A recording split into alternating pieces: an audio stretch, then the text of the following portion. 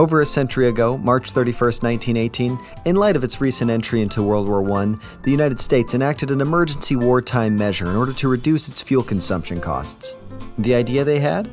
Well, it was to surreptitiously change the clock so that everyone would wake up an hour earlier, and we've dealt with the consequences ever since. The Goodle Days presents a historical profile on daylight savings time. I'm talking about daylight savings time, the practice of moving the clock an hour early in the summer and then moving it back to its original time in the winter. So why have DST in the first place, and what did ancient people do before it was implemented? Well, we don't have to ask them. The advent of exact timekeeping is a relatively modern invention, traceable to the Industrial Revolution. Before standard time was adopted, people usually told what time of day it was based on the position of the sun, known as solar time. But there's this other pesky thing to consider.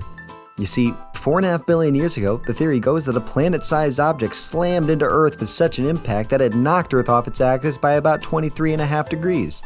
That tilt is why we have seasons, and seasons are great if you like varying hours of daylight. This fact angered this man most of all, New Zealand entomologist George Hudson. This guy loved his bugs a lot. He had the largest bug collection in New Zealand at the time of his death, which qualifies him as having a thing for bugs.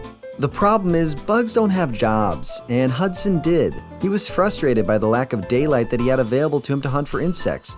So he wrote about the merits of daylight savings time all the way back in 1895. He would later present this argument for the implementation of DST to the Wellington Philosophical Society, but nothing came of it. It would be until World War I when Germany would become the first country to implement a national daylight savings time. This was done so that they could preserve coal used in the manufacturing of war materials and, I assume, pointy hats. Many other countries would follow suit, and that's why the US implemented it for the last few months of the war in 1918. However, after the war, it was standard time all the time. But it would not be until the Uniform Time Act of 1966 that DST would have standard application all over the US. So why keep daylight savings time? Is the energy conservation significant enough to offset the physical and mental toll that comes with having to wake up earlier than normal? Let us know in the comments. Want more history content like this? Follow the Goodle Days on all social medias, share the video, and tag a friend who loves history. We'll see you in the next one. Brought to you by Script Talk, talking prescription labels for the visually impaired.